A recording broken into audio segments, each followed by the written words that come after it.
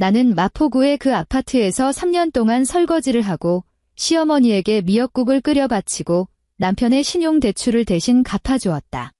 심지어 시누이의 결혼식 축의금까지 내 카드로 긁었다. 이혼 서류에 도장을 찍자마자 그들은 조금 뒤 부동산에서 집을 보러 올 거라며 당장 짐을 싸서 나가라고 했다. 시어머니는 소파에 앉아 젖은 걸레처럼 불쾌하고 축축한 눈빛으로 나를 훑어보았다. 가문의 체면을 위해서 어쩔 수 없는 일이라고 했다. 나는 웃었다. 중개인이 초인종을 누르는 소리가 들렸을 때 나는 거실 유리 탁자 위에 부동산 등기부등본을 올려놓으며 나지막이 말했다. 집 명의는 제 앞으로 되어 있으니 매매 대금은 제 계좌로 바로 쏘시면 됩니다. 그 순간 그들의 얼굴색은 법원에서 붙이는 빨간 압류 딱지보다 더 흉하게 일그러졌다. 이야기를 시작하기 전에 지금 어느 곳에서 이 방송을 듣고 계시는지 댓글로 남겨주시면 감사하겠습니다. 여러분이 계신 그곳에 언제나 행운이 가득하기를 바랍니다. 자, 이제 편안한 마음으로 제 이야기에 귀 기울여 주세요. 새벽 6시, 마포구 공덕역 근처 방 3개짜리 아파트. 주방 환풍기의 웅웅거리는 굉음이 어김없이 울려 퍼졌다. 한서윤은 가스레인지 앞에 서서 가장자리가 살짝 이나간 도자기 그릇을 들고 있었다. 젓가락이 그릇 안에서 빠르게 휘저어지며 달걀물이 그릇벽에 부딪혀 단조로운 소리를 냈다. 프라이팬의 기름 온도가 적당히 오르자 그녀는 달걀물을 부었다. 치익 하는 소리와 함께 가장자리부터 노르스름한 거품이 빠르게 부풀어 올랐다. 식탁 상석에는 시어머니 이영숙이 이미 자리를 잡고 앉아 있었다. 그녀는 주방 쪽은 쳐다보지도 않은 채 자기 앞에 놓인 밑반찬 접시들만 뚫어져라 노려보았다. 젓가락이 그중 한 접시로 향하더니 이파리가 달린 배추김치 줄기 하나를 집어 입에 넣고 두어 번 씹었다. 맛이 왜 이래? 이영숙이 젓가락을 수저받침 위에 탁 내려놓았다.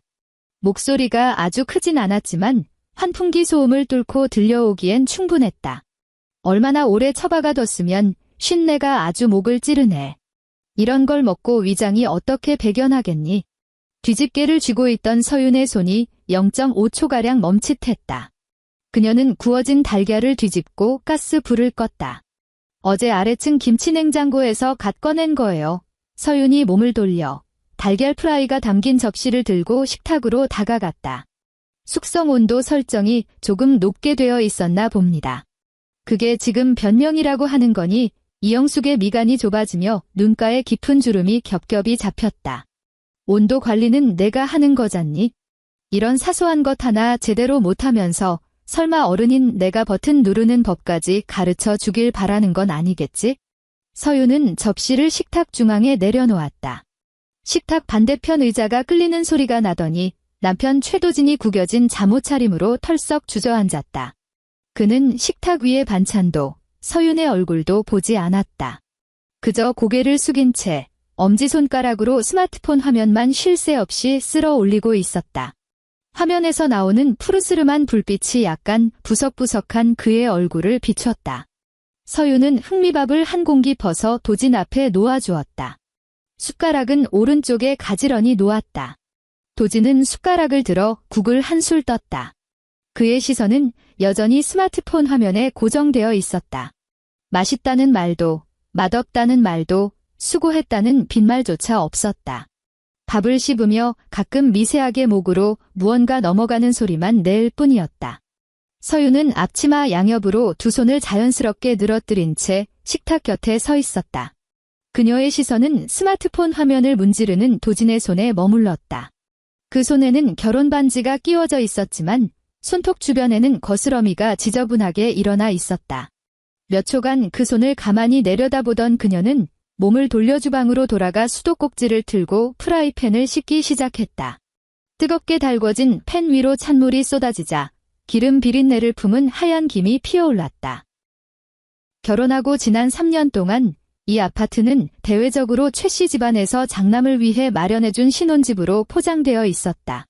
친척들이 방문할 때마다 이영숙은 지금 앉아있는 저 상석에 자리를 잡고 천연 가죽 소파의 팔걸이를 툭툭 치며 자랑을 늘어놓았다. 이곳의 입지가 얼마나 좋은지, 학군이 얼마나 훌륭한지, 늙은 부부의 노후 자금을 다 털어넣었다며 생색을 냈다. 그런 순간마다 서유는 주방에서 조용히 과일을 깎으며 거실에서 들려오는 웃음소리를 묵묵히 흘려듣기만 했다. 개수대의 거품이 하수구를 따라 소용돌이치며 빠져나갔다. 서유는 물기가 남은 프라이팬을 식기 건조대 위에 뒤집어 놓았다. 띵! 싱크대 위에 올려둔 스마트폰 화면이 밝아졌다. 은행의 자동 출금 알림에 이어 곧바로 계좌 이체 메시지가 떴다. 20만 원 입금. 송금인 최도진. 서유는 화면 속의 숫자를 가만히 내려다보았다. 이번 달 그녀 몫의 교통비였다. 결혼하고 2달째 되던 날, 도진은 장남의 가정은 지출이 크니 부부의 재산을 합쳐서 계획적으로 관리해야 한다는 핑계를 대며 서윤의 급여 카드를 빼앗아갔다.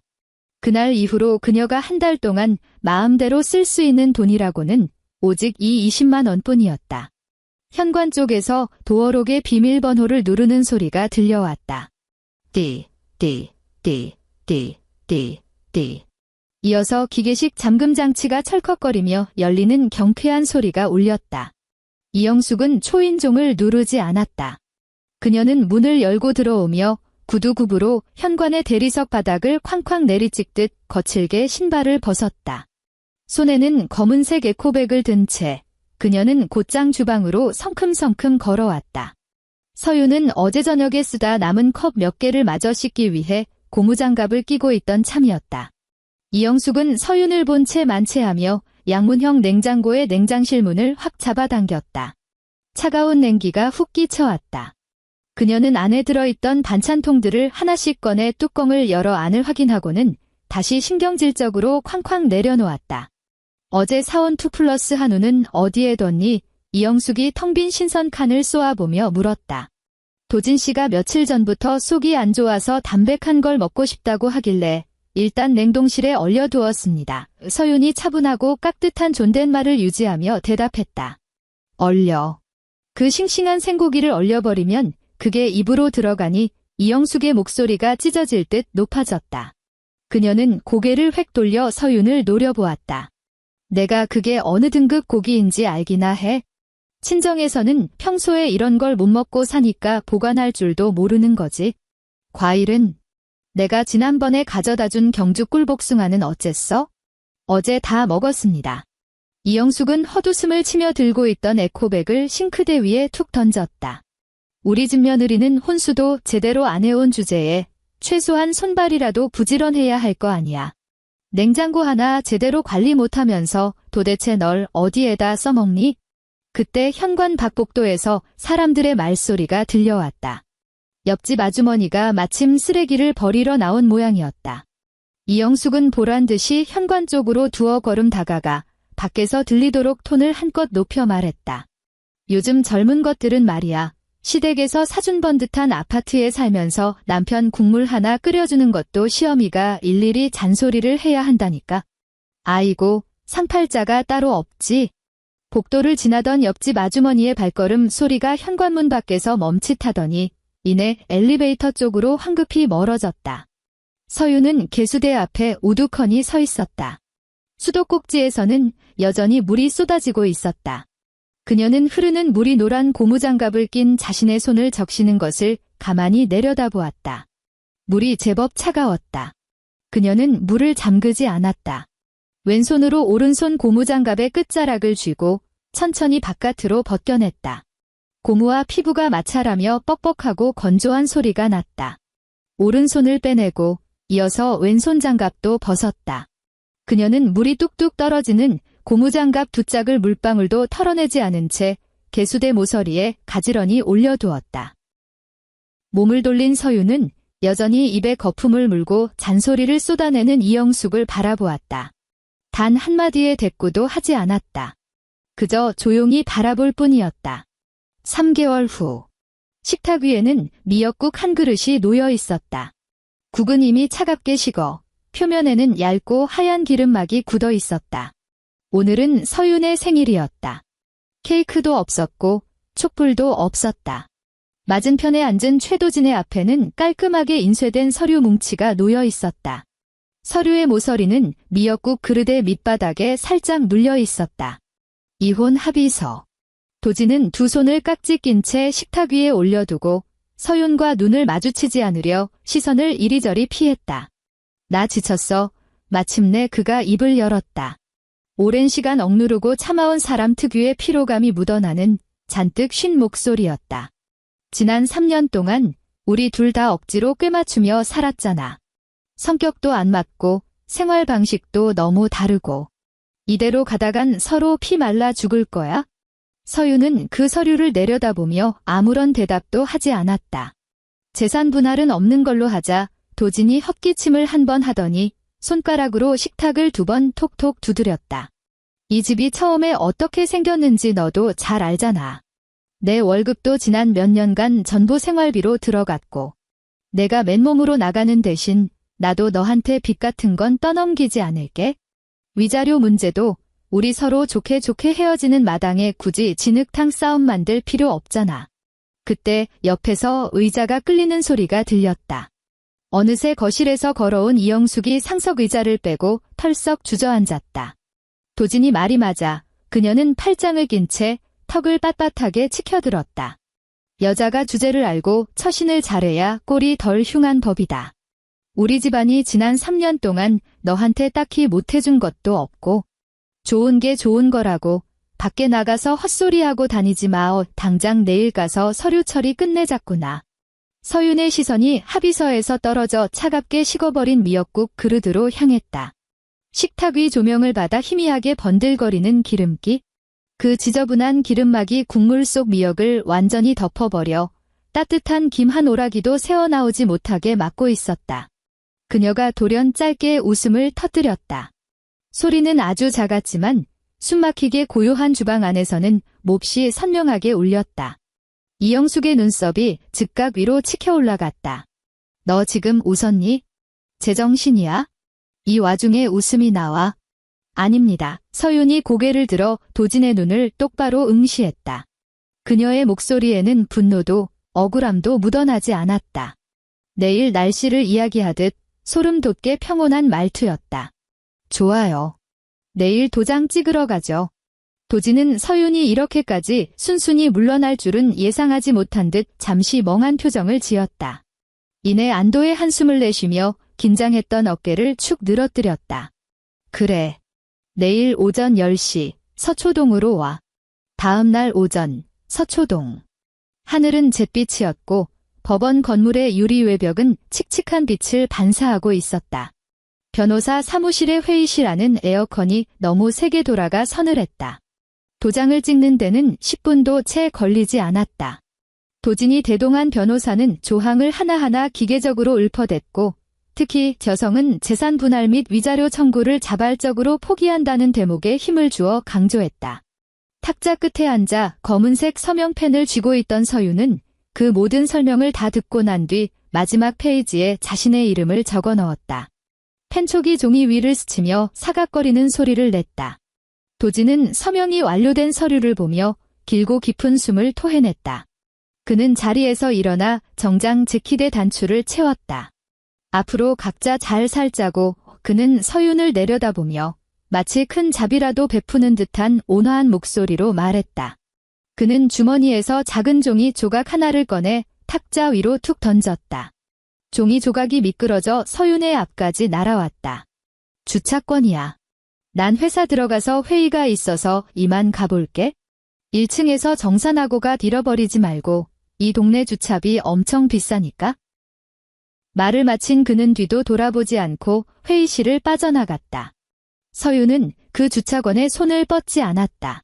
그녀는 조용히 자신의 가방을 챙겨 들고 사무실을 나섰다. 엘리베이터 안에는 그녀 혼자뿐이었다. 층수를 알리는 디지털 숫자가 하나씩 줄어들었다. 그녀는 가방에서 스마트폰을 꺼내 익숙한 번호로 전화를 걸었다. 신호음이 2번 울리기도 전에 상대방이 전화를 받았다. 박 대리님. 서윤의 목소리는 아주 낮게 깔렸지만 단어 하나하나를 지식이듯 힘주어 발음했다. 평소에 고분고분하던 기색은 온데간데 없었다. 한 팀장님, 지시하신 건들은 다 차질 없이 진행 중입니다. 전화기 너머에서 프로페셔널하고 건조한 목소리가 들려왔다.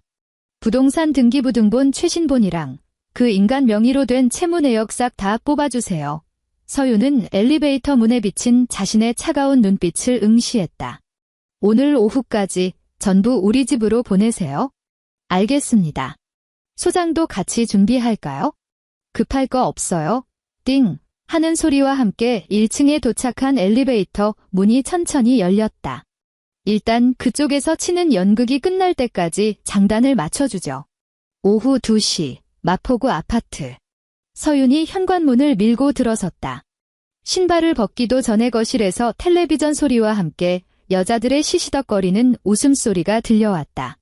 거실로 들어선 서윤의 눈에 가장 먼저 들어온 것은 소파에 기대앉아 귤을 까먹고 있는 이영숙이었다. 그 옆에는 신우이 최예나가 텔레비전 리모컨을 쥐고 채널을 휙휙 돌리며 앉아 있었다.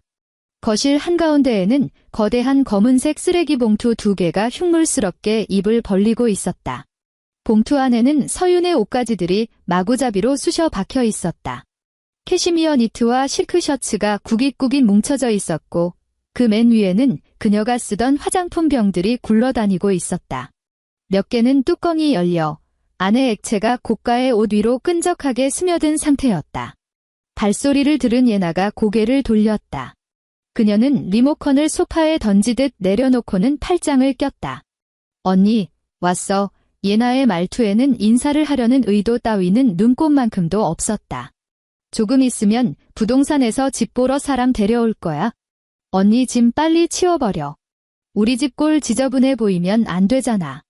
안 그래도 입지가 좋아서 보러 오는 사람도 많은데 이렇게 난장판이면 가격 후려치기 당한다고. 그녀는 우리 집이라는 세 글자에 유독 힘을 주어 말했다. 서윤은 바닥에 나뒹구는 쓰레기 봉투를 쳐다보지도 않았다. 그녀는 거실을 가로질러 곧장 안방 문을 열어젖혔다. 방 안은 그야말로 난장판이었다. 옷장 문은 활짝 열려 있었고 서랍장의 서랍들은 모조리 바닥에 내동댕이 쳐져 있었다. 침대 탁자 위에 있던 웨딩 사진은 엎어져 있었고 액자 모서리의 칠이 보기 흉하게 벗겨져 있었다. 무엇보다 그녀가 서랍장 맨 밑바닥에 숨겨두었던 서류 봉투가 사라지고 없었다. 그녀는 몸을 돌려 빠른 걸음으로 다시 거실로 나왔다. 어느새 자리에서 일어난 이영숙이 거실 탁자 앞에 서 있었다. 그녀는 자기 핸드백에서 투명한 플라스틱 서류철을 꺼내더니 유리 탁자 위로 소리나게 쾅 내리쳤다. 짝 하는 마찰음이 거실을 울렸다. 너 이거 찾니? 이영숙이 턱짓으로 가리킨 서류철 안에는 서윤의 개인 신분증과 오래된 영수증 따위가 들어있었다. 제 물건을 뒤지셨군요. 서윤이 그녀를 빤히 바라보았다. 억양 없는 건조한 목소리였다. 야, 이영숙이 순식간에 불같이 화를 내며 서윤의 삿대질을 해댔다. 너 이제 우리 집안 식구도 아닌데 여기까지 기어들어와서 뻗대고 있는 게 말이 돼? 이 집구석에 있는 물건 중에 우리 최씨 집안 돈 안 들어간 게 어디 있어? 나갈 때 손버릇 나쁘게 훔쳐가는 거 없나 검사 좀 한 게 뭐 어때서? 어머님 서윤은 미동도 하지 않고 그녀를 쳐다보았다. 그런 걸 법에서는 절도라고 합니다. 이게 어디서 시어미를 가르치려 들어. 이영숙은 얼굴이 시뻘겋게 달아오른 채 가슴을 헐떡였다. 바로 그 순간 복도에서 엘리베이터가 도착하는 경쾌한 알림음이 들렸다. 뒤이어 여러 사람의 발소리가 현관문 앞에 멈춰 섰다. 비밀번호가 뭐였더라? 열렸네요. 문 밖에서 남자의 목소리가 들려왔다. 문이 열리며 공인중개사 김 실장이 직업적인 미소를 얼굴에 띈 채 들어섰다. 그의 뒤로는 꽤 옷차림이 고급스러운 젊은 부부가 따라 들어왔다. 가장 마지막으로 들어온 최도진은 들어오자마자 등 뒤로 현관문을 닫았다. 실례하겠습니다. 김 실장이 가볍게 목례를 하고는 부부를 향해 돌아서서 설명을 시작했다. 이 집이 우리 단지 전체를 통틀어서 채광이 가장 끝내줍니다. 남향이라 오후 햇살이 거실 안쪽까지 아주 쫙 들어오거든요. 지하철역에서 걸어서 5분 컷이고요. 학군이야 말할 것도 없고 앞으로 시세 차익은 무조건 보장되는 물건이죠. 도진은 중개사를 지나쳐 거실 한가운데로 걸어왔다. 바닥에 나뒹구는 검은 쓰레기 봉투를 보고 미간을 찌푸렸지만 곧바로 안달이 난 듯한 표정으로 연기를 시작했다. 실장님, 이 도진은 매수자들이 똑똑히 들을 수 있도록 일부러 목소리를 높였다. 매매 가격은 조건만 맞으면 최대한 빨리 넘기고 싶습니다. 저희 집안이 요새 자산을 좀 급하게 정리 중이라서요. 일시불로 바로 싸주시면 가격 조율은 얼마든지 해드리겠습니다. 부부의 눈이 반짝였다. 여자가 남편의 귀에 대고 무언가 소곤거리더니 두 사람은 곧바로 집안의 인테리어를 꼼꼼히 살피기 시작했다. 서유는 그들의 작태를 무시한 채 주방으로 걸어가 식기건조대에서 유리컵을 하나 꺼냈다. 정수기 버튼을 눌러 물을 반 잔 정도 받았다. 조금 소란스러운 거실 분위기 탓에 물 받는 소리는 크게 들리지 않았다. 그녀는 물잔을 들고 다시 거실로 걸어 나왔다. 이영숙은 거실 탁자 곁에 서서 부부를 향해 한껏 상냥한 미소를 지어 보이고 있었다. 이 집은 늙은 우리 부부가 매일 쓸고 닦아서 아주 새집이나 다름없어요. 서유는 탁자 앞으로 다가가 손목을 가볍게 틀었다. 대리석 상판 위로 유리컵 밑동이 닿았다. 탕! 소리가 맑고 날카로웠다. 거실에 있던 모든 사람의 시선이 일제히 그녀에게 쏠렸다. 서유는 그 자리에 선 채로 거실에 모인 사람들을 찬찬히 훑어보았다. 울지도 않았고 바닥에 쓰레기 봉투를 치우려고 허둥대지도 않았다. 그녀는 이영숙이 아까 탁자 위에 던져둔 플라스틱 서류철을 향해 손을 뻗었다. 지퍼를 열고 가장 안쪽에서 깔끔하게 접힌 서류 한 장을 빼냈다. 그녀는 서류를 천천히 펼쳐 탁자 정중앙에 올려놓았다. 손가락으로 종이에 접힌 자국을 반듯하게 꾹꾹 눌러 폈다. 김 실장님, 이 서윤이 고개를 들어 도진을 지나쳐 중개사의 눈을 똑바로 쳐다보았다. 중개사는 순간 당황한 듯 미소가 굳어졌다. 아, 이쪽 분은 이 집을 거래하시려거든 저하고 이야기하셔야 합니다. 서윤의 목소리는 크지 않았지만 발음 하나하나가 소름 끼치도록 정확했다. 도진의 얼굴빛이 확 변했다. 그가 한 걸음 앞으로 나섰다. 너 무슨 헛소리야. 실장님, 신경 쓰지 마세요. 이 사람이 오늘 감정이 좀 격해져서 그럽니다. 서유는 도진의 회방에 아랑곳하지 않고 서류의 가장 첫머리를 집게 손가락으로 톡톡 두드렸다. 그 서류는 서울지방법원 등기소에서 갓대어온 따끈따끈한 부동산 등기부등본이었다. 서류에 아주 명확하게 적혀 있죠. 서윤의 손끝이 종이 위를 스르르 미끄러져 한 줄의 문장 위에 멈췄다. 소유자 한서윤. 등기 원인, 혼인 전 매매. 거실 안은 순식간에 찬물을 끼얹은 듯한 정적에 휩싸였다. 정수기 냉각 모터가 돌아가는 미세한 백색 소음만이 거실을 맴돌았다. 이영숙은 그 서류를 낚아채려 손을 뻗다가 허공에서 그대로 굳어버렸다. 그녀의 팔꿈치가 옆에 있던 유리컵을 건드리는 바람에 컵이 쓰러졌고 반잔에 물이 쏟아져 대리석 모서리를 타고 그녀의 값비싼 실크 치맛자락으로 뚝뚝 떨어졌다. 하지만 그녀는 그걸 느낄 새도 없이 등기부등본에만 시선을 고정하고 있었다. 매매 대금은 제 명의로 된 계좌로 바로 입금하시면 됩니다. 서윤이 중개사를 보며 한마디 덧붙였다. 도진의 얼굴에서 순식간에 핏기가 싹 가셨다. 그가 짐승처럼 앞으로 크게 한 발을 내디디며 탁자 위의 등기부등본을 찢어버릴 듯 손을 뻗었다. 하지만 서윤의 반응이 더 빨랐다. 그녀는 서류를 몸으로 막아서는 대신 뒤로 반걸음 물러나 주머니에서 스마트폰을 빼들었다. 화면은 이미 밝게 켜져 있었고 동영상 촬영 모드가 돌아가고 있었다. 화면 상단에서는 붉은색 녹화 시간이 1초씩 올라가고 있었다. 그녀는 도진의 손목을 향해 카메라 렌즈를 정면으로 들이밀었다. 한 번만 더 건드려봐. 서윤의 목소리는 얼음물에 담긴 유리 조각처럼 서늘했다. 당장 경찰 부를 테니까. 도진의 손이 허공에서 뻣뻣하게 굳었다. 그의 손가락이 발작하듯 두어 번 움찔거리더니 천천히 뒤로 물러났다. 그의 숨소리가 거칠어졌고 가슴이 격렬하게 오르내렸다. 그의 눈빛에는 도저히 믿을 수 없다는 경악이 가득했다. 현관 쪽에 서 있던 김 실장이 마른 침을 꿀꺽 삼켰다. 그는 몹시 난처한 얼굴로 도진과 서윤을 번갈아 쳐다보며 서류 가방을 쥔 손을 꼼지락거렸다. 부부는 대단히 복잡 미묘한 시선을 주고받았다. 트렌치코트를 입은 여자가 뒤로 슬쩍 물러서며 남편의 귀에 대고 무언가 중얼거렸다. 소리는 작았지만 무덤처럼 고요한 거실에서는 그 속삭임이 천둥소리처럼 울렸다. 뭐야, 아까 아들 명의라고 한 거 다 거짓말이었어? 그 한마디는 불에 달군 쇠꼬챙이처럼 이영숙의 귓구멍을 깊숙이 쑤셨다. 방금 뭐라고 하셨어요? 이영숙이 활화산처럼 폭발했다. 그녀는 물에 젖은 치맛자락을 획신경질적으로 털어내더니 부부 중 여자를 향해 삿대질을 해댔다. 누가 거짓말을 해. 이 아파트는 우리 집안 거라고요. 그녀는 꼬리를 밟힌 고양이처럼 획 고개를 돌려 서윤에게 악을 쓰기 시작했다. 이 독사 같은 년. 내가 도대체 무슨 수작을 부려서 집문서를 빼돌린 거야? 처음 들어올 때 혼수며 가구며 다 누가 해줬는데? 예식장 비용은 누가 냈고? 이 집은 당연히 부부 공동재산이야.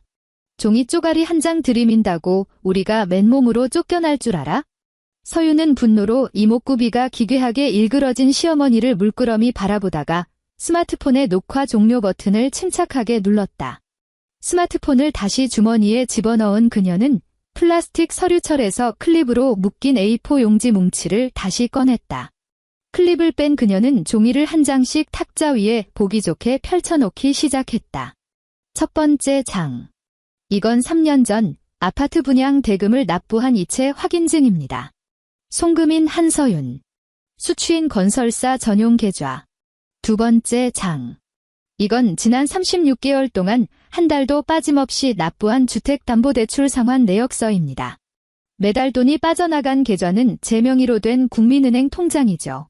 세 번째, 그리고 네 번째 장. 아파트 관리비 납부 내역. 종합부동산세 납세 증명서. 서윤의 손놀림은 전혀 서두르는 기색 없이 마치 무성 영화의 한 장면을 시연하듯 차분하고 정교했다. 종이들이 순식간에 탁자의 절반을 뒤덮었다. 그녀가 마지막 두 장의 종이를 집어들고 이영숙과 눈을 맞췄다.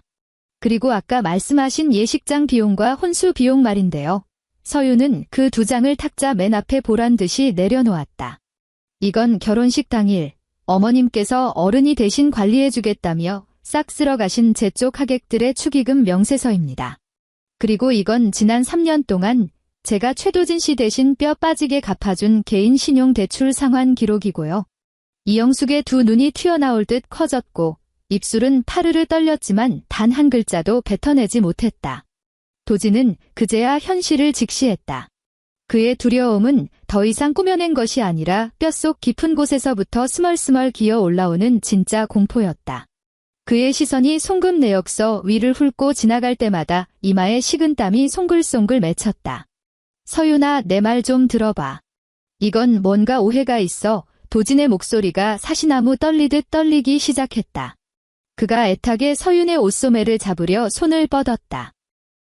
그는 이 집을 절대 잃어선 안 됐다. 이 아파트는 지난 2년간 그가 밖에서 떵떵거리며 내세우던 유일한 자본이었다. 그는 이 집의 향후 매각 대금을 구두 담보로 삼아 직장 동료 여러 명에게서 돈을 끌어다 썼다. 그뿐만이 아니었다. 사채업자에게서 고금리로 돈을 빌리기까지 했다. 모두가 그를 마포구의 번듯한 자가나 전세를 보유한 듬직한 장남으로 믿고 있었지. 굳이 등기부등본을 떼어 확인해 본 사람은 아무도 없었다. 서윤은 벌레를 피하듯 그의 손길을 쳐냈다. 그녀는 도진을 쳐다보지도 않고 서류철 안쪽 주머니에서 입구가 열린 흰색 편지 봉투 하나를 꺼냈다. 그녀가 봉투를 거꾸로 탈탈 털자 컬러로 인쇄된 사진 여러 장이 탁자 위로 스르륵 미끄러져 내렸다. 인터넷 뱅킹 앱의 이체 내역 캡처본이었다. 최도진, 서윤은 바닥에 흩어진 종이들을 차갑게 내려다보았다. 내가 부부 재산 공동관리 운운하며 내 월급 카드 빼앗아가고 한 달에 고작 교통비 20만 원만 쥐어준 게 우리 가정의 미래를 위한 저축이었다고?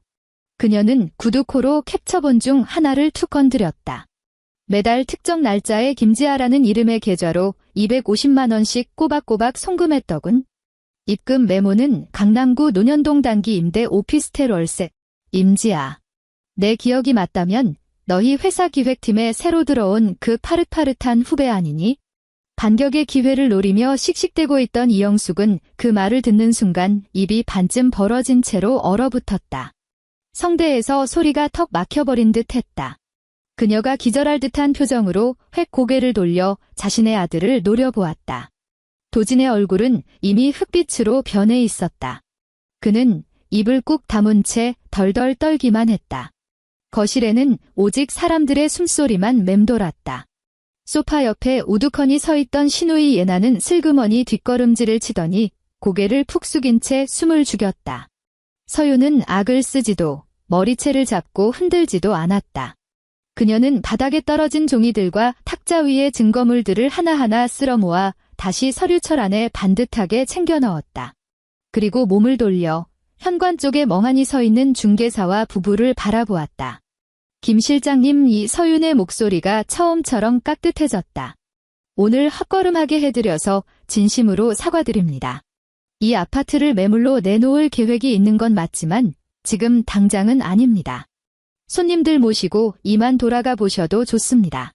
김 실장은 마치 지옥에서 구원이라도 받은 사람처럼 연신 고개를 주걱거렸다. 아, 네. 네, 그럼 저희는 이만 가보겠습니다. 실례 많았습니다.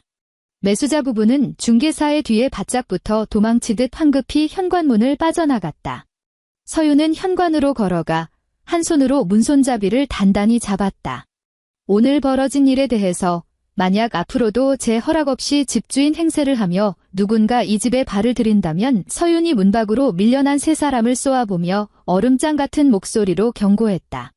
제가 가진 모든 녹화본과 이체 내역을 들고 사기 미수 혐의로 변호사를 통해 정식으로 형사 고소장을 접수하겠습니다. 때마침 복도에서 엘리베이터 문이 열렸다. 김 실장이 부부를 이끌고 도망치듯 안으로 사라졌다. 도진이 그 뒤를 쫓아 엘리베이터로 뛰어가며 중개사에게 무언가 변명하려 들었다. 실장님, 제 말 좀 들어보세요. 이 아파트는 원래... 그가 반발짝을 내디뎠을 때 1층 로비에서 막 올라온 경비원이 다른 쪽 엘리베이터에서 내리며 앞을 가로막았다. 경비원의 손에는 순찰 기록 일지가 들려 있었다. 그는 싸늘하게 식어버린 복도 분위기를 눈치채고는 단호하게 팔을 뻗어 도진의 가슴팍을 막아섰다. 선생님, 무슨 일 있으십니까? 경비원이 의무적인 말투로 물었다. 도진은 꽉 막힌 경비원의 얼굴을 보았다가 굳게 닫힌 엘리베이터 문을 쳐다보았다.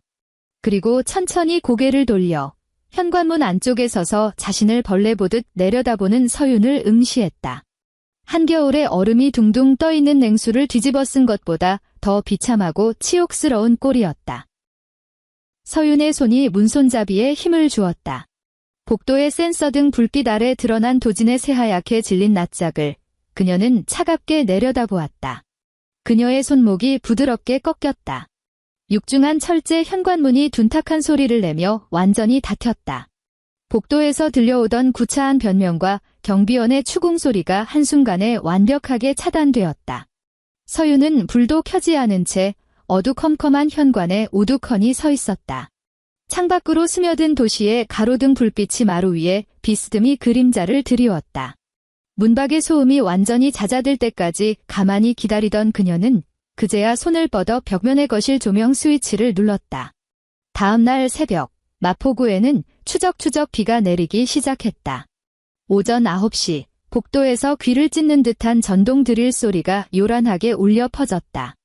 작업복을 입은 열쇠공이 서윤의 집 현관문 앞에 쪼그려 앉아 3년 동안 달려있던 낡은 도어록을 뜯어내고 있었다. 윙윙거리는 굉음과 함께 금속 부스러기들이 대리석 바닥으로 후드득 떨어졌다. 서윤은 갓 내린 블랙커피를 담은 머그잔을 든 채 문 안쪽에서 그 광경을 지켜보고 있었다. 열쇠공이 낡은 잠금 장치를 통째로 뜯어내자 철문 한가운데에 커다란 구멍이 뻥 뚫렸다. 지문이랑 안면 인식 다 되는 최신형 모델로 주문하신 거 맞으시죠? 열쇠공이 고개를 들어 확인했다. 이게 파손 방지 기능이 엄청 뛰어나서 밖에서 누가 비밀번호를 계속 틀리거나 강제로 문을 따려고 하면 경보음이 울리는 건 기본이고요. 고객님 스마트폰으로 바로 현장 사진까지 전송해 줍니다. 네, 최대한 튼튼하게 달아주세요. 서윤이 커피를 한 모금 마셨다. 시럽 한 방울 들어가지 않은 씁쓸한 액체가 입안을 깔끔하게 씻어내렸다. 새 도어록 설치가 끝나고 지문과 임시 비밀번호 설정까지 마친 열쇠공이 연장통을 챙겨 떠났다. 문을 닫은 서윤은 현관문 안쪽에 달린 묵직하고 새까만 금속 패널을 바라보며 차가운 잠금쇠를 손가락으로 가만히 쓸어보았다. 오후 2시, 비가 멎고 공기 중에는 축축하고 서늘한 기운이 감돌았다. 서윤은 관할 파출소의 딱딱한 플라스틱 의자에 앉아 있었다. 그녀의 앞 탁자에는 절반쯤 채워진 신고 서류가 놓여 있었다. 천장에 달린 낡은 형광등이 깜빡거리며 미세한 전류 소리를 냈다. 당직 경찰관은 서윤이 제출한 USB에 담긴 어제 거실의 난동 영상과 아파트 복도 CCTV 캡처 화면을 번갈아 확인하며 점점 미간을 찌푸렸다. 접근 금지 가처분을 신청하시려면 물리적인 위협이 있었거나 지속적으로 괴롭힘을 당했다는 명확한 증거가 필요합니다. 경찰관이 모니터에서 눈을 떼고 서윤을 쳐다보며 사무적이고 피곤한 목소리로 설명했다. 현재 제출해 주신 자료는 상대방이 재산을 갈취하려 했다는 정황 증거는 되지만 이게 가족 간의 분쟁이다 보니 법원 쪽에서도 가처분 승인에는 꽤 까다롭게 구는 편이거든요. 그래도 일단 정식으로 접수하고 기록을 남겨두겠습니다. 만약 상대방이 또다시 무단 침입을 시도하면 즉시 112로 신고하십시오. 경찰의 출동 기록이야말로 가장 확실한 추가 증거가 되니까요.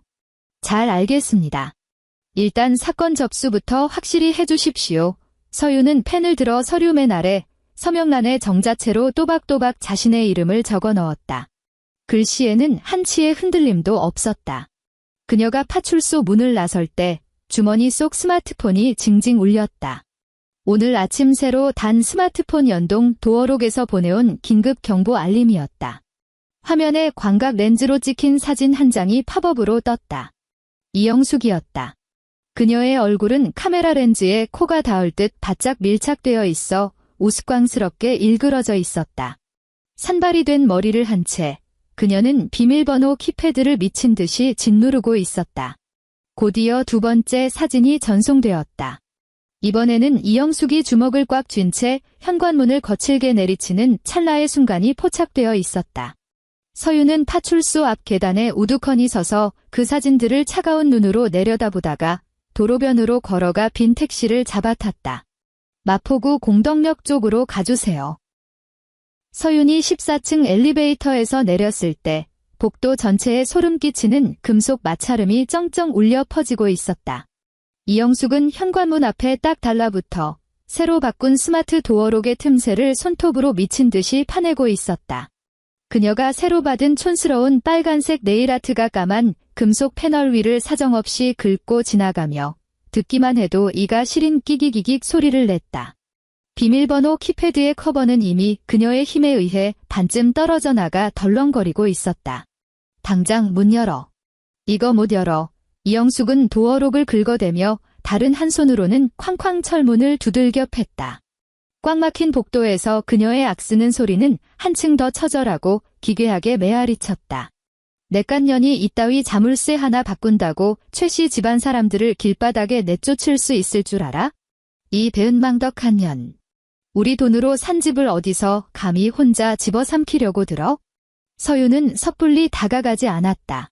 그녀는 엘리베이터 옆에 서서 평소에는 그토록 고상한 어른 행세를 하며 김치 숙성 온도 하나까지 트집 잡던 여자가 이제는 이성을 완전히 상실한 시정잡배처럼 복도에서 패악을 부리는 꼴을 무표정하게 감상했다. 옆집 현관문이 아주 조금 열리더니 문틈 사이로 불안하게 바깥을 살피는 두 눈동자가 보였다. 서윤이 천천히 발걸음을 뗐다. 그녀의 가죽 구두가 대리석 복도 바닥에 부딪히며 또각, 또각, 차갑고 분명한 소리를 냈다.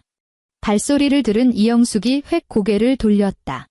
서윤을 발견한 순간 그녀의 눈은 핏발이 서붉게 달아올랐고 투우장의 소처럼 즉각 달려들어 서윤의 코트 멱살을 움켜쥐려 손을 뻗었다. 이 독사 같은 년. 내년이 어제 도대체 무슨 사기를 쳐서 집문서를 위조한 거야? 이영숙이 입에 거품을 물고 침을 튀기며 고함을 질렀다. 서윤은 피하지 않았다. 그녀는 자신을 향해 뻗어오는 그 앙상한 소나기를 서늘하게 쳐다보더니 주머니에서 스마트폰을 꺼내 들었다. 화면에는 방금 전 전송받은 경보사진과 함께 그 아래 시뻘겋게 깜빡이는 긴급 출동 112분 버튼이 선명하게 떠 있었다. 복도 천장에 달린 CCTV 카메라는 최신형 고화질입니다. 그리고 이 도어로 카메라에는 고음질 녹음 기능도 탑재되어 있죠. 서윤의 목소리는 녹지 않았으나 펄펄 끓는 이영숙의 분노 위로 쏟아지는 빙수처럼 차가웠다. 어머님이 방금 전 타인의 사유 재산을 무단으로 파손하려 한 행위는 이미 클라우드 서버에 전부 자동 저장되었습니다. 이영숙의 손이 서윤의 코트 옷깃을 불과 5cm 남겨둔 허공에서 뻣뻣하게 굳어버렸다. 그녀의 가슴은 풀무질하듯 격렬하게 오르내렸고 입술은 부들부들 떨리며 이빨이 딱딱 부딪히는 소리까지 났다. 나는 내 시험이다. 이영숙의 목소리는 너무 악을 쓴 나머지 쩍쩍 갈라져 있었다. 내가 감히 나한테 이따위로 굴어? 우리 최씨 집안에 시집와서 우리 돈으로 먹고 입고 호강해 놓고 이제 와서 알맹이만 쏙 빼먹고 도망치겠다고? 천벌이 무섭지도 않으냐? 저는 이제 어머님께 문을 열어드려야 할 아무런 법적 의무가 없습니다. 서윤은 흔들림 없는 눈빛으로 그녀를 응시했다. 억양 없는 평탄한 말투였다. 분노도, 억울함도, 심지어 조롱 섞인 비웃음조차 찾아볼 수 없었다. 이 절대적인 고요함은 그 어떤 쌍욕이나 저주보다도 이영숙을 등골 서늘하게 만들었다. 그녀는 그제야 뼈저리게 깨달았다. 눈앞에 서 있는 이 여자는 더 이상 주방에 틀어박혀 묵묵히 설거지만 하거나 삿대질을 당해도 묵묵부답 고개만 숙이고 있던 그 만만한 며느리가 아니라는 사실을. 그리고 한 가지 더 말씀드리죠. 서윤이 뒤로 반걸음 물러나며 두 사람 사이의 거리를 벌렸다. 아까 파출소 경찰관이 그러더군요. 타인의 사적인 주거 공간 앞에서 지속적으로 소음을 유발하고 강제 침입을 시도할 경우 현장에서 즉각 구속 신청이 가능하다고 합니다. 어디 한번 직접 확인해 보시겠습니까? 이영숙의 입술이 파르르 떨렸다. 그녀는 서윤의 손에 들린 스마트폰의 빨간 버튼과 굳게 닫힌 채 번쩍이는 새까만 도어록을 번갈아 쳐다보았다. 결국 그녀는 바닥이 꺼져라 발을 한 번 쾅 구르더니 엘리베이터 쪽으로 패배자처럼 몸을 돌렸다. 두고 보자. 도진이가 이대로 널 가만둘 줄 알아? 법원에서 보자고. 그녀는 엘리베이터 문이 닫히기 직전 마지막 발악처럼 저주를 퍼부었다. 서윤은 층수를 알리는 숫자가 밑으로 떨어지는 것을 끝까지 지켜본 뒤 몸을 돌려 현관문으로 다가갔다. 검지로 지문을 인식시키자 문이 부드럽게 열렸다. 안으로 들어선 집안은 주방의 정수기 모터 돌아가는 소리만 들릴 정도로 지독하게 고요했다. 같은 시각 강남구 테헤랄로의 모 대기업 본사 사옥 23층 제2회의실. 통유리창의 블라인드는 모두 굳게 내려져 있었다. 천장에 매달린 프로젝터에서 뿜어져 나온 강렬한 빛이 하얀 스크린 위로 복잡한 데이터와 도표들을 쏘아내고 있었다. 최도진은 몸에 꼭 맞게 재단된 짙은 남색 정장 차림으로 스크린 앞에 서서 한 손에 레이저 포인터를 쥐고 있었다. 긴 타원형 테이블 양옆으로는 기획팀 소속 팀원들과 부문장을 맡고 있는 상무급 임원 2명이 자리하고 있었다. 보시다시피 3분기의 핵심 성장 동력은 여전히 해외 시장의 공격적인 확장에 있습니다. 도진의 목소리는 자신감에 차 있었고 쩌렁쩌렁 울렸다. 그는 이 회사 입사 이래 줄곧 유복하고 화목한 가정에서 자라난 능력 있고 듬직한 장남이라는 완벽한 페르소나를 연기해왔다. 그것이 그의 초고속 승진을 위한 가장 강력한 무기였으니까. 그가 다음 슬라이드로 화면을 넘기려던 찰나 회의실의 불투명 유리문에서 똑똑 하는 조심스러운 노크 소리가 들렸다. 문이 살짝 열리더니 부서 담당 비서가 잔뜩 긴장한 얼굴로 들어왔다. 그녀의 손에는 아주 두툼한 흰색 서류 봉투가 들려 있었다. 회의 중에 정말 죄송합니다. 최 과장님. 비서의 목소리는 개미 기어가는 듯 작았지만 적막한 회의실 안에서는 누구의 귀에나 또렷하게 꽂혔다. 1층 안내 데스크에서 과장님 앞으로 특급 등기 우편이 왔는데 규정상 본인이 지금 당장 수령 서명을 해야 한다고 해서요. 우체국 직원이 밑에서 기다리고 있습니다. 도진의 미간에 옅은 주름이 잡혔다. 상무급 임원이 참석한 중요 보고 자리에서 흐름이 끊기는 것은 직장 생활에 엄청난 치명타였다. 그가 상석에 앉은 상무의 눈치를 살피자 상무는 말없이 턱을 까딱거리며 빨리 처리하라는 신호를 보냈다. 도진은 포인터를 테이블 위에 내려놓고 문 쪽으로 다가가 비서에게서 봉투를 건네받았다. 봉투 겉면에 인쇄된 글씨에 시선이 닿는 순간 그의 동공이 지진이라도 난 듯 미친 듯이 흔들렸다. 그것은 법조계에서 사용하는 아주 규격화된 봉투였다. 봉투 왼쪽 상단에는 법무법인 태산이라는 검고 굵은 글씨가 압도적으로 박혀 있었다. 그리고 정중앙에는 시뻘건 세계 법무법인 공식 직인이 살벌하게 찍혀 있었다. 수신인 란에는 컴퓨터 폰트로 그의 전체 이름과 회사 주소가 정확히 기재되어 있었다. 대한민국 기업 문화에서 새빨간 직인이 찍힌 법무법인의 내용 증명이 회사로 직배송된다는 것이 어떤 파국을 의미하는지 이곳에 앉아있는 사람들은 본능적으로 알고 있었다. 회의실 안의 산소가 일순간 증발해버린 듯 숨막히는 정적이 흘렀다. 아무도 입을 열지 않았지만 테이블 양옆에 앉은 10여 명의 시선이 도진의 손에 들린 그 서늘한 봉투로 일제히 꽂히는 것이 느껴졌다. 맨 앞줄에 앉은 한 후배 직원은 봉투와 도진의 사색이 된 얼굴을 번갈아 살피며 눈동자를 굴렸다. 도진은 목구멍이 바짝 타들어가는 것을 느꼈다. 그는 필사적으로 아무렇지 않은 척 입꼬리를 올리며 봉투를 정장 재킷 안주머니에 쑤셔 넣었다. 아, 개인적인 일이라 흐름을 끊어 죄송합니다. 그는 억지로 미소를 쥐어짜내며 다시 스크린 앞으로 몸을 돌렸다. 하지만 덜덜 떨리는 손끝의 감각까지 통제할 수는 없었다. 그가 테이블 위에 레이저 포인터를 다시 집어들려는 순간 손가락이 헛돌았다. 탁 날카로운 플라스틱 마찰음과 함께 까만 포인터가 카페트 바닥으로 떨어지더니 대굴대굴 굴러가 상무에 굳고 바로 앞에 멈췄다. 상무는 바닥에 떨어진 포인터를 힐끗 내려다보더니 천천히 고개를 들어 아주 의미심장하고 싸늘한 눈빛으로 도진을 쳐다보았다. 여전히 침묵을 지킨 채였다. 도진이 포인터를 줍기 위해 무릎을 굽히고 쪼그려 앉았다. 그 순간 재킷 안주머니에 쑤셔 넣었던 흰색 봉투의 모서리가 삐져나왔고 어두운 회의실 조명 아래서 그 핏빛 직인이 섬뜩하게 번쩍였다. 그의 등줄기를 타고 식은 땀이 폭포수처럼 쏟아져 내렸고 빳빳하게 다려 입은 셔츠는 어느새 축축하게 젖어 피부에 차갑게 들러붙었다. 회의가 끝난 직후 도진은 화장실 맨 끝 칸으로 달려가 문을 걸어 잠갔다. 그는 사시나무 떨듯 떠는 손으로 봉투를 박박 찢어 열었다.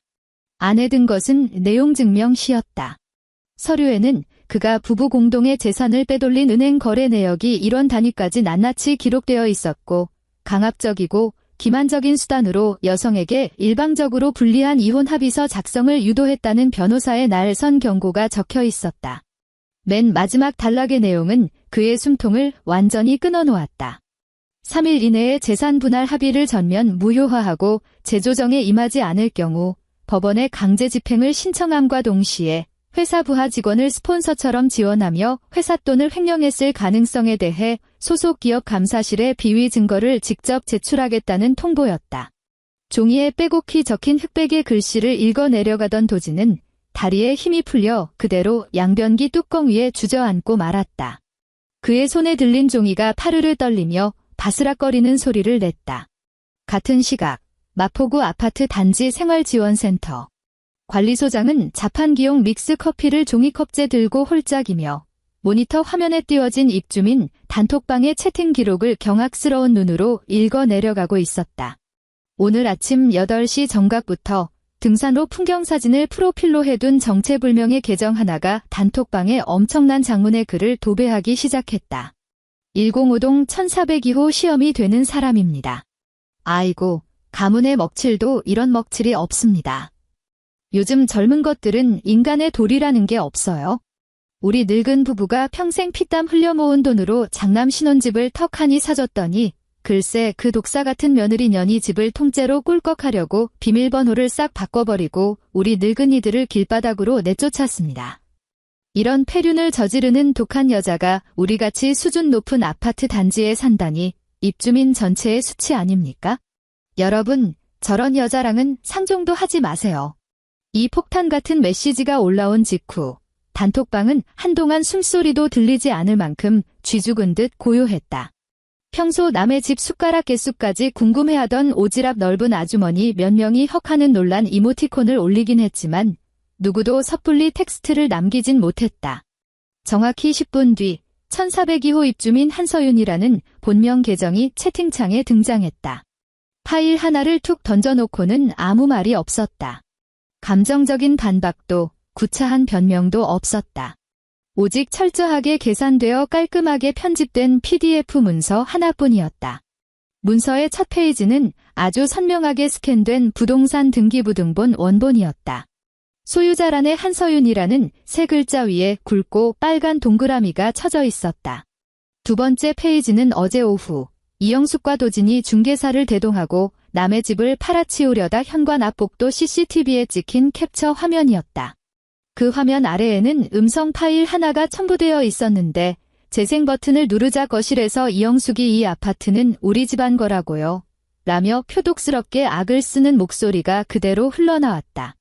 세 번째 페이지는 바로 오늘 아침 이영숙이 복도에서 미친 여자처럼 현관문을 쾅쾅 두들기고 스마트 도어록을 쥐어뜯는 모습이 초 단위로 기록된 캡처본이었다.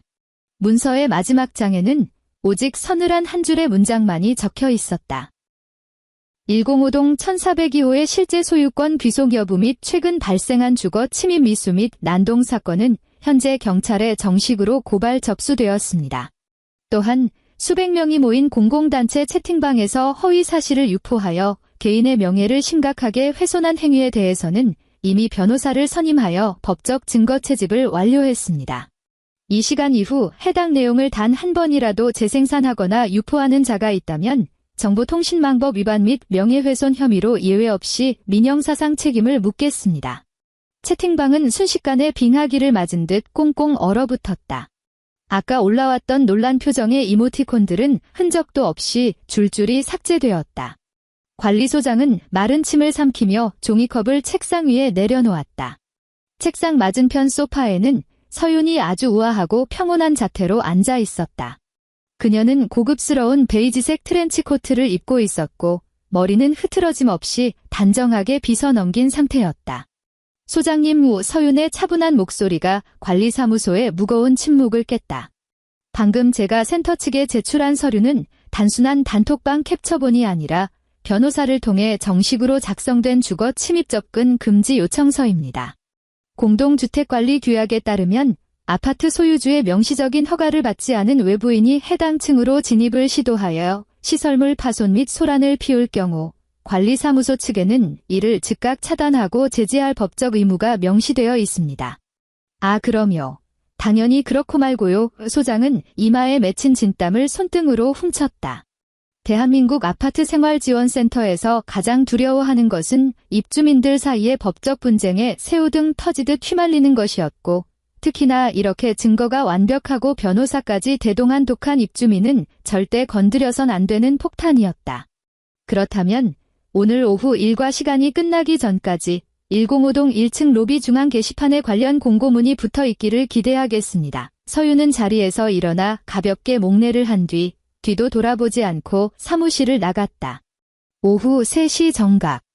105동 1층 엘리베이터 옆 메인 게시판 정중앙에는 관리사무소의 붉은색 공식 직인이 꽝 찍힌 A4 용지 한 장이 나붙었다.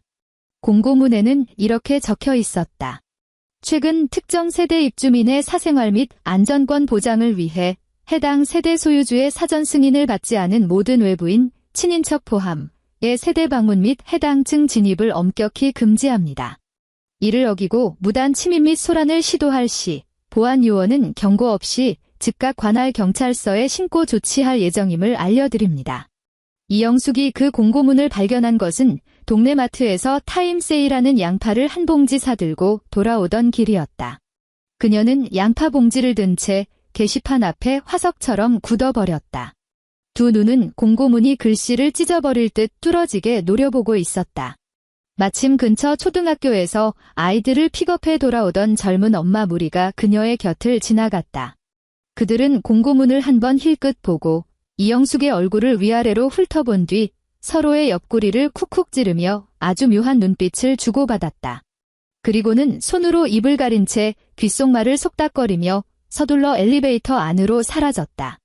이영숙은 머리끝까지 피가 거꾸로 솟구치는 것을 느꼈다. 그녀는 바닥에 양파 봉지를 팽개치고 엘리베이터 쪽으로 성큼성큼 다가가며 당장 14층으로 올라가 그 독사의 목을 조르겠다고 다짐했다. 어머님, 잠깐 멈춰주십시오. 로비 안내 데스크 뒤편에서 보안업체 제복을 쫙 빼입은 경비원 2명이 튀어나오더니 엘리베이터 문 앞을 거대한 장승처럼 양옆으로 막아섰다. 이것들 안 비켜? 내 아들 집에 내가 올라가겠다는데 감히 네 집게가 짖어. 이영숙의 목소리가 로비의 대리석 벽을 타고 찢어질 듯 울렸다. 죄송하지만 안 됩니다. 어머님, 나이가 지긋한 경비원 한 명이 무표정한 얼굴로 게시판의 공고문을 손가락으로 가리켰다. 1402호 입주민께서 관리사무소에 정식으로 요청하셨습니다. 어머님께서 한 번만 더 해당 층으로 올라가려 하시면 저희는 매뉴얼대로 당장 112에 신고할 수밖에 없습니다. 이제 그만 댁으로 돌아가시지요. 이영숙은 로비 한가운데에 버려진 짐짝처럼 덩그러니 서 있었다. 단지 안을 오가는 수많은 이웃이 발걸음을 멈추고 호기심과 경멸이 뒤섞인 불쾌한 시선으로 그녀를 구경거리 삼아 바라보고 있었다. 이 고상한 단지 내에서 그녀가 그토록 애지중지하며 지켜왔던 명문가의 체면이라는 얇은 포장지가 단 한 오라기의 실오라기도 남지 않은 채 갈기갈기 찢겨나가는 순간이었다. 그녀는 입을 뻐끔거렸지만 목구멍에서는 쇳소리조차 새어나오지 않았다. 결국 그녀는 허리를 굽혀 바닥에 흩어진 더러운 양파들을 허겁지겁 주워 담고는 도망치는 똥개처럼 105동 로비를 황급히 빠져나갔다. 시간이 흘렀다. 경기도 김포시 최 씨 부부가 살고 있는 낡은 연립주택 단지. 저녁 무렵 하늘이 어둑어둑해지고 골목길에 하나둘 가로등이 켜질 때쯤이었다. 시커먼 구형 현대 자동차 한 대가 최 씨 집 대문 앞에 요란한 마찰음을 내며 멈춰섰다. 차 문이 열리고 뒷목에 화려한 문신이 뱀처럼 감겨있는 험상궂은 체격의 산에 2명이 껌을 짝짝 씹으며 내렸다. 그들은 초인종 따위는 누를 생각도 하지 않았다. 한 사내가 손에 들고 있던 스프레이 접착제를 현관문에 치익 뿌려대더니 주머니에서 꺼낸 손바닥만한 빨간색 딱지를 철문 한가운데에 손바닥으로 쾅 내리쳐 붙였다. 독촉장. 빨간색과 노란색이 섞인 싸구려 종이 위에는 아주 투박하고 위협적인 검은색 폰트가 적혀 있었다. 빚진 돈 당장 갚아라. 채무자 최도진, 즉시 당사로 연락 바람. 계속 도망 다니면 알아서 각오할 것. 딱지를 붙인 사내는 주머니에서 두꺼운 검은색 매직펜을 꺼내 현관문 옆 하얀 시멘트 벽면에다 대부업체의 전화번호와 입에 담지도 못할 쌍욕 몇 마디를 휘갈겨 썼다. 보리를 마친 두 사내는 담배를 한 대씩 피워 물고는 꽁초를 최 씨 집 대문 앞 화분에 툭 튕겨버리고 차에 올라타 거칠게 후진하며 골목을 빠져나갔다. 30분쯤 뒤 옆집 아주머니가 음식물 쓰레기를 버리러 대문을 나섰다. 양손에 냄새나는 쓰레기 봉투를 들고 마당을 가로지르던 아주머니는 가로등 불빛 아래 선명하게 빛나는 최 씨 집 현관문이 시뻘건 독촉장을 발견하고 말았다. 아이고, 맙서사. 아주머니는 헉하고 숨을 들이켜더니 쓰레기 봉투를 팽개치다시피 던져두고 집 안으로 후다닥 뛰어들어가 스마트폰부터 집어들었다. 1시간도 채 지나지 않아 김포 연립주택단지의 모든 아줌마들의 단톡방에는 어마어마한 특종이 퍼져나갔다. 평소 최 씨 부부가 동네방네 자랑하고 다니던 서울 명문대 출신 대기업 과장 장남놈이 알고 보니 밖에서 어린 여자랑 바람이 나서 마포구의 그 비싼 고급 아파트에서 맨몸으로 쫓겨난 것도 모자라 사채업자들에게 쫓기는 신세가 되어 빚쟁이들이 집 앞까지 찾아왔다는 소문이었다. 다음 날 오전 이영숙은 텅 빈 찬장을 확인하고는 간장을 사러 모퉁이 편의점으로 향했다. 그녀는 평소처럼 머리에 뽕을 넣고 빨간 립스틱을 칠하지 않았다. 목이 늘어난 회색 구스다운 점퍼를 푹 눌러 입고 칙칙한 털목도리를 코끝까지 칭칭 감아 올려 자신의 얼굴을 필사적으로 가렸다. 행여나 아는 사람과 눈이 마주칠까 두려워 그녀는 땅바닥만 뚫어져라 쳐다보며 골목길 담벼락에 바짝붙어 빠른 걸음으로 도둑고양이처럼 걸었다. 하지만 편의점의 낡은 유리문을 밀고 들어서는 순간 익숙한 목소리들이 그녀의 귓가를 날카롭게 파고들었다. 계산대 앞에서는 평소 그녀와 동네 사우나를 자주 다니던 아주머니 2명이 수다를 떨며 바코드를 찍고 있었다. 어머, 자기 그 얘기 들었어? 어젯밤에 최 씨 내 대문에 붙은 그 빨간 딱지 말이야. 아이고, 징그러워서 원우 빚쟁이들이 아예 벽에다가 빨간 페인트로 욕을 써놨다지 뭐야. 한 아주머니가 목소리를 한껏 낮춰 속삭였지만 코딱지만 한 편의점 안에서는 스피커를 튼 것처럼 생생하게 들렸다. 안 그래도 아까 오전에 쓰레기 버리러 가다가 내 눈으로 똑똑히 봤잖아. 다른 아주머니가 입술을 삐죽이며 맞장구를 쳤다. 아유, 평소에 그 집 이 여사 코가 얼마나 하늘을 찔렀어? 툭하면 우리 장남이 테헤란로 대기업에 다닌다. 서울의 아파트가 몇 평이다. 아주 귀에 딱지가 앉도록 자랑질을 해대더니. 꼴좋지 뭐야? 알고 보니 그 잘난 아들이 사채빚도 못 갚아서 조폭들한테 쫓겨다니는 호구 중에 호구였다며? 내 말이 그 말이야? 글쎄, 며느리가 그 집도 싹 다 뺏어버리고 법원에 고소장까지 냈대잖아. 지 아들놈 밑돌이 간수도 못한 주제에 어디서 동네방네 허세를 부려? 이게 다 뿌린 대로 거두는 거지 뭐. 이영숙은 진열대 맨 뒤쪽 구석에 선 채 싸구려 양조간장 플라스틱 병을 쥐고 있었다. 그녀의 손가락은 손등의 핏줄이 터질 것처럼 꽉 힘을 주어 간장병을 우그러뜨렸고 관절은 하얗게 질려 있었다. 그녀는 귓구멍을 파고드는 그 조롱과 비웃음을 들으며 양다리에 천근만근 납덩이를 매단 듯 한 발짝도 움직일 수 없었다. 당장 뛰쳐나가 그 여자들의 머리채를 잡아 뜯고 싶었지만 그럴 용기도 명분도 없었다. 이 동네에서 가장 교양 있고 체면을 목숨처럼 여기던 이영숙이라는 여자는 지금 이 순간 편의점 구석진 음지에 찌그러진 채 바퀴벌레처럼 한없이 쪼그라들고 있었다. 그녀는 입술이 터져 피맛이 혀끝에 맴돌 때까지 그저 아랫입술을 꽉 깨무는 것 말고는 아무것도 할 수 없었다. 2주 후 서울 가정법원. 조정실 밖의 좁고 길다란 복도에는 싸구려 바닥 왁스 냄새가 메스껍게 진동하고 있었다. 일렬로 늘어선 나무 벤치에는 자신의 차례를 기다리는 사람들이 빼곡히 앉아 있었다. 누군가는 훌쩍이며 눈물을 훔치고 있었고 누군가는 변호사를 대동한 채 삿대질을 하며 핏대를 세우고 있었다. 서유는 창가 쪽 구석 의자에 홀로 다리를 꼬고 앉아 있었다. 그녀는 고급스러운 짙은 회색 캐시미어 코트 안에 단정한 흰색 블라우스를 받쳐 입었다. 그녀의 무릎 위에는 아주 얇고 투명한 파일 철이 하나 놓여 있었고 그 안에는 A4 용지 몇 장이 전부였다. 그녀는 스마트폰은 쳐다보지도 않은 채 그저 회색빛으로 물든 차가운 서울 하늘을 물끄러미 응시하고 있었다. 복도 저편에서 수선스럽고 무거운 발소리가 들려왔다. 최도진이었다. 그가 입은 짙은 색 정장은 관리가 안 되어 구김이 가 있었고 눈 밑에는 며칠 밤을 뜬 눈으로 지새운 듯 시커먼 다크서클이 턱 밑까지 쳐져 있었다. 그의 뒤로는 피골이 상접한 얼굴의 이영숙과 배가 불룩 튀어나온 최씨 집안의 먼 친척 외삼촌이 병풍처럼 따라붙고 있었다. 어떻게든 기선 제압을 해보겠답시고 3명이나 떼를 지어 온 꼴이 우스웠다. 도진은 창가에 앉은 서윤을 발견하고 멈칫했다. 입을 뻐끔거리며 무어라 말을 건네려 했으나 주변에 앉아있는 수많은 이혼 소송 당사자들의 시선을 의식한 듯 이내 입술을 꽉 깨물고 서윤의 맞은편 벤치에 털썩 주저앉았다. 이영숙은 서윤을 향해 죽일 듯이 도끼 어린 눈총을 한번 쏘아붙이고는 고개를 획 돌려자기 핸드백 끝만 신경질적으로 쥐어뜯었다. 1402호 사건. 청구인 최도진, 피청구인 한서윤. 3호 조정실로 입실하십시오. 법원 직원이 문을 반쯤 열고 무표정한 얼굴로 호명했다. 조정실은 숨이 막힐 정도로 비좁았다. 방 한가운데에는 길쭉한 직사각형 모양의 낡은 나무 테이블이 놓여 있었다. 상석에는 조정판사가 무표정한 얼굴로 앉아 있었고 그의 앞에는 사람 키만큼 쌓인 두꺼운 사건 기록 철들이 놓여 있었다. 서윤은 테이블 왼쪽에 자리를 잡고 그 얇디-얇은 파일철을 테이블 위에 소리나지 않게 올려두었다. 도진과 그의 변호사, 그리고 이영숙은 반대편에 쪼르르 앉았다.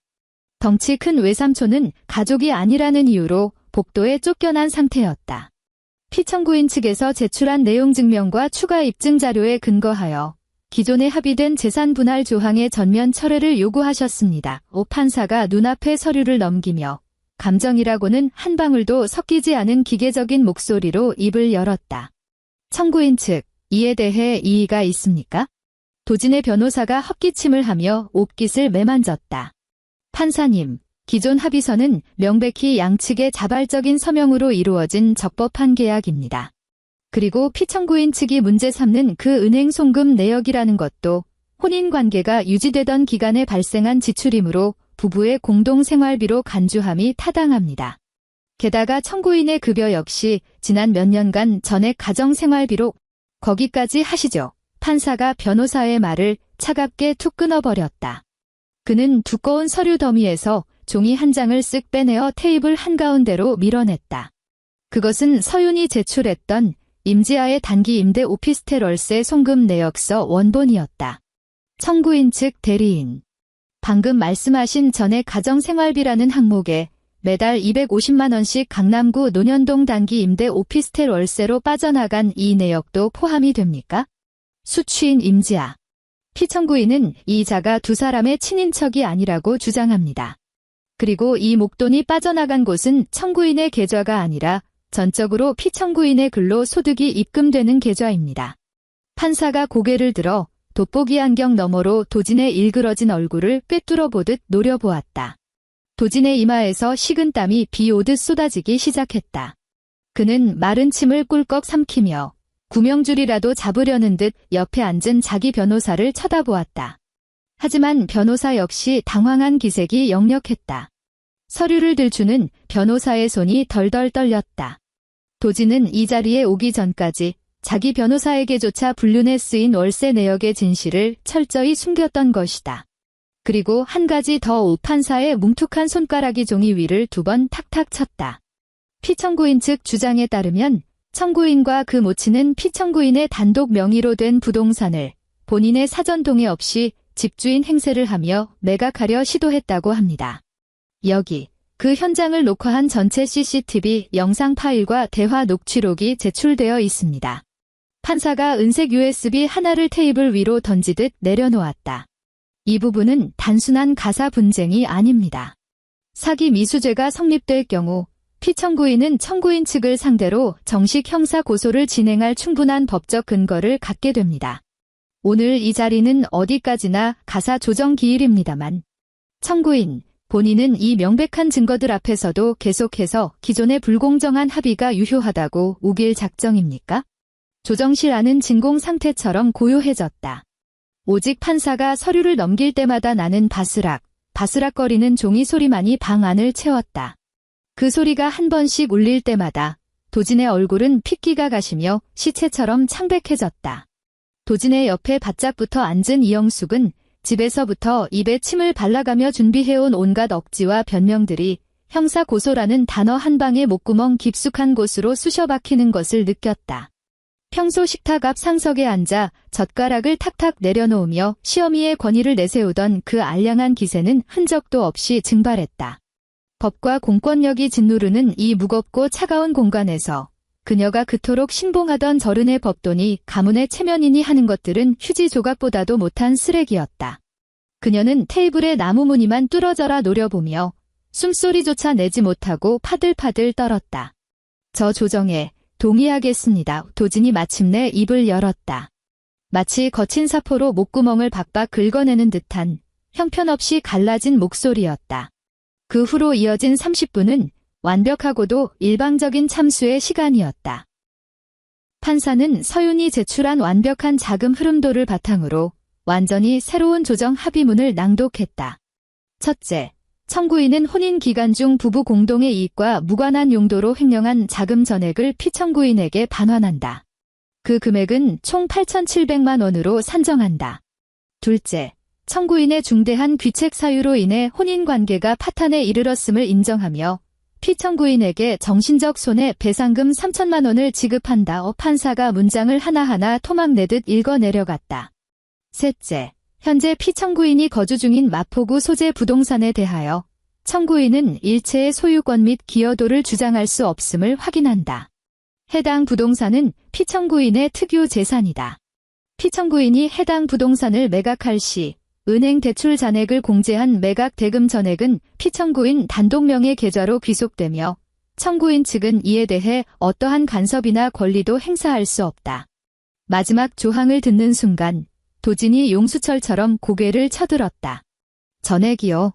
판사님, 비록 서류상으로는 그 사람 명의지만 그래도 제가 지난 몇 년간 그 집에서 청구인의 판사가 얼음장 같은 눈으로 도진을 쏘아보았다. 본인 명의로 된 채무 기록을 보시지요. 현재 청구인은 제2금융권과 대부업체에 막대한 고금리 악성 부채를 지고 있습니다. 만약 이 부동산이 부부 공동재산으로 묵이게 되면 당신의 채권자들이 당장 이 집에 가압류를 걸고 경매로 넘겨버릴 권리를 갖게 됩니다. 피청구인이 단독 명의를 고수하고 즉각 매각 절차를 밟는 것은 본인의 정당한 재산권을 방어하는 동시에 청구인의 그 시궁창 같은 채무 문제가 피청구인에게까지 불똥이 튀는 것을 원천 차단하기 위한 아주 합법적인 조치입니다. 아직도 불만 있습니까? 도진은 입을 뻐끔거렸지만 성대에서 소리가 나오지 않았다. 그의 머릿속을 간신히 버티고 있던 마지막 동아줄이 툭 끊어졌다. 직장 동료들에게 허세를 부리며 갚겠다고 호언장담했던 아파트 매각 대금, 사채업자들의 빚쟁이 딱지를 떼어내기 위해 목숨처럼 매달렸던 그 헛된 희망이 이 좁고 답답한 방 안에서 산산조각 나 먼지처럼 흩어졌다. 새롭게 출력된 조정합의서가 도진의 코앞으로 스르륵 밀려왔다. 도진은 테이블 위에 놓인 검은색 볼펜을 집어들었다. 그의 소나기가 주체할 수 없이 덜덜 떨렸다. 펜촉이 종이 위를 짓누르자 너무 꽉 쥔 나머지 종이 표면이 찢어지며 찌익 하는 소름 끼치는 마찰음이 났다. 그는 비뚤비뚤하고 흉한 글씨체로 자신의 이름을 적어 넣었다. 옆에 앉은 이영숙은 합의서에 적힌 반환 금액의 아라비아 숫자를 찢어질 듯 노려보고 있었다. 횡령금 8,700만 원, 그리고 위자료 3천만 원 빚더미에 앉아 직장마저 위태로운 현재의 최씨 집안에 이 금액은 그야말로 목숨을 내놓으라는 것과 다름없는 천문학적인 액수였다. 그녀는 그 숫자들이 살아서 꿈틀거리며 자신의 목을 서서히 조여오는 듯한 환각에 빠져 헐떡거렸다. 서유는 넘겨받은 합의서의 서명을 담담하게 확인한 뒤 서류 반대편의 한치에 흐트러짐 없는 단정한 글씨체로 자신의 이름을 남겼다. 그녀는 파일철을 덮고 자리에서 일어났다. 판사를 향해 예의 바르게 고개를 한 번 숙인 뒤 미련 없이 몸을 돌려 조정실 문을 열고 나갔다. 방을 나서는 그 순간까지 그녀는 단 한 번도 그 모자 쪽으로 시선을 주지 않았다. 일주일 후 마포구 아파트. 이사 당일. 하늘은 잔뜩 찌푸려 있었고 뼈가 시리도록 차가운 칼바람이 불어닥쳤다.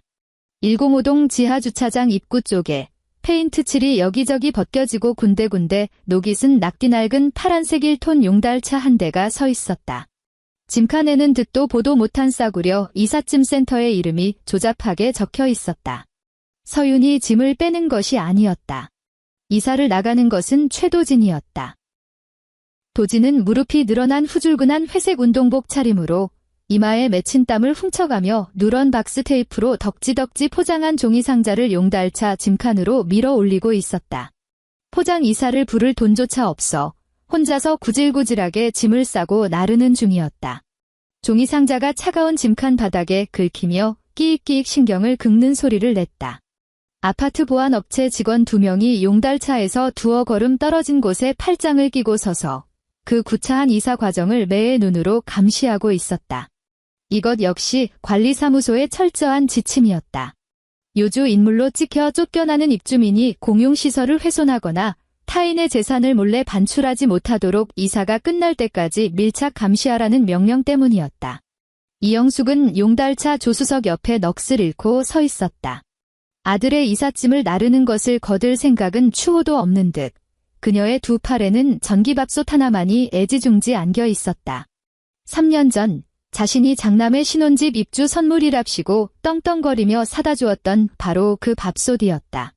기름때가 찐득하게 눌러붙은 낡은 밥솥을 가슴에 품고 있는 그녀의 꼴은 마치 자신의 갈기갈기 찢겨나간 마지막 체면을 부둥켜 안고 있는 듯 처량하고 기괴했다.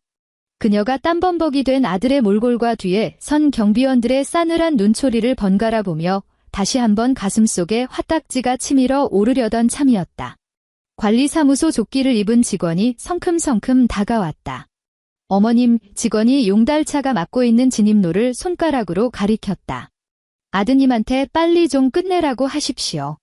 용달차가 소방차 전용 구역을 반이나 물고 있어서 이따 다른 입주민들 차량 통행에 민원 들어옵니다. 그리고 이사 반출 신고도 정확히 낮 12시까지만 되어 있으니까 서둘러 주세요. 이영숙의 얼굴이 시뻘겋게 달아올랐다가 이내 시퍼렇게 질렸다. 그녀는 이를 빠드득 깔며 입구멍까지 차오른 쌍욕을 억지로 삼키고는 신경질적으로 도진의 등을 떠밀었다. 아휴, 빨리빨리 좀 해. 남들이 눈치 주는 거 안 보여. 14층. 서유는 거실 베란다에 조용히 서 있었다. 거실 통유리 창이 아주 살짝 열려 있었고 그 좁은 틈새로 매서운 겨울바람이 파고들어 그녀의 트렌치코트 자락을 차갑게 펄럭였다. 그녀는 고개를 숙여 유리창 아래 아득한 바닥을 내려다보았다. 그 각도에서는 지하주차장 입구에 처박혀 있는 파란색 용달차가 아주 선명하게 보였다. 도진이 마지막 종이상자를 짐칸에 쑤셔 넣고 쾅 소리가 나게 뒷문짝을 닫아 걸었다. 이영숙은 밥솥을 껴안은 채 조수석 문을 열고 몸을 구겨 넣었다. 덜덜거리는 소음과 함께 용달차에 시동이 걸렸고 배기구에서 시커먼 매연을 푹 뿜어냈다. 차는 단지 정문을 빠져나가 공덕역 사거리에 꽉 막힌 차반죽 속으로 비틀비틀 섞여 들어가더니 이내 완전히 시야에서 사라졌다. 서윤의 시선은 그 용달차가 완전히 점이 되어 사라질 때까지 한치의 흔들림 없이 그 궤적을 쫓았다. 그녀의 얼굴에는 통쾌한 복수극의 주인공 같은 환희도 없었고 구질구질한 결혼 생활을 끝낸 자의 씁쓸한 회한도 없었다. 그저 돌을 던져도 파문 하나 일지 않을 깊고 검은 우물처럼 평온할 뿐이었다. 그녀는 몸을 돌려 짐이 빠져나가 휑해진 거실로 걸어 들어왔다. 도진의 물건들이 잡동사니처럼 쌓여있던 자리는 이제 텅 비어 있었고 그 자리에는 옅은 회색빛 먼지 자국만이 사각형으로 남아 있었다. 그녀는 주방으로 걸어가 깨끗한 걸레를 하나 적셔 들고 쪼그려 앉아 그 먼지 자국을 아주 정성스럽게 닦아내기 시작했다. 3개월 후 인천국제공항 제1여객터미널. 사방이 탁 트인 넓은 출국장 로비에는 탑승을 재촉하는 안내방송이 3가지 언어로 번갈아가며 부드럽게 울려 퍼지고 있었다. 여행객들의 캐리어 바퀴가 매끄러운 대리석 바닥을 미끄러지며 내는 경쾌한 마찰음이 로비를 채웠다.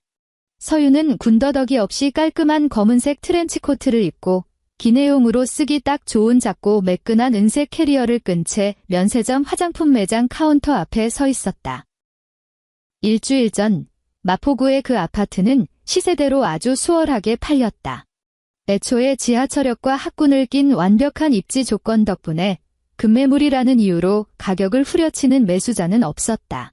그리고 어제 서윤의 단독 명의로 잡혀있던 주택담보대출 잔액을 모두 상환하고 남은 꽤 묵직한 액수의 매각 대금이 그녀의 통장에 안전하게 입금되었다. 그녀는 삼류 로맨스 소설의 여주인공처럼 퇴직금으로 예쁜 카페를 차리지도 않았고 SNS에 구구절절 위자료 받아낸 이혼녀의 인생 역전 성공기를 올려 동정을 구하지도 않았다. 그녀는 그저 매일 야근에 시달리던 기획팀 팀장 자리에 미련 없이 사직서를 던졌고 일본 삿포로로 떠나는 편도 항공권 한 장을 끊었을 뿐이다. 결제 완료되셨습니다. 영수증 챙겨드릴까요?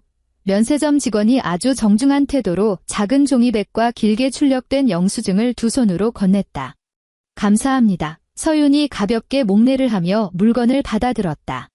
바로 그 순간 그녀의 트렌치코트 주머니 안에서 스마트폰이 짧게 한 번 진동했다. 그녀가 폰을 꺼내 화면을 켰다. 발신자 이름은 저장되어 있지 않았지만 지난 3년간 그녀의 망막에 지겹도록 각인된 번호에서 온 문자 메시지 하나가 떠 있었다. 서윤아, 나 요즘 지옥 같아. 사채 쓴 거 감사실에 제보 들어가서 회사에서도 잘렸어. 엄마도 충격받으셔서 화병으로 쓰러지셨고. 나 밤마다 우리 마포 아파트에서 같이 밥 먹던 생각만 해. 내가 정말 다 잘못했어. 우리 한 번만 얼굴 보고 얘기하면 안 될까? 그냥 커피 한 잔이라도 좋아. 서윤은 화면 위로 떠오른 구질구질한 활자들을 무표정하게 내려다보았다. 출국장 주변은 각자의 목적지로 떠나는 사람들, 포옹하며 작별을 나누는 사람들로 활기차게 북적이고 있었다. 그녀의 엄지손가락이 화면 위에서 1초가량 허공에 머물렀다. 그리고는 번호 우측 상단의 점 3개짜리 설정 메뉴를 가볍게 터치한 뒤 망설임 없이 번호 차단하기 항목을 꾹 눌렀다. 시스템 알림창이 화면 중앙에 떴다. 이 번호의 모든 전화와 메시지를 차단하시겠습니까? 그녀는 확인 버튼을 눌렀다. 일말의 주저함도 없는 깔끔하고 완벽한 터치였다. 화면이 까맣게 꺼졌다. 서유는 스마트폰을 다시 주머니 깊숙이 찔러 넣고 손에 들고 있던 고급스러운 가죽 여권 지갑을 열었다. 그녀는 방금 면세점에서 받은 영수증을 반으로 반듯하게 접어 여권 지갑 안쪽 수납칸에 쏙 밀어 넣은 뒤 메고 있던 백팩의 지퍼를 끝까지 채워 올렸다. 엔드.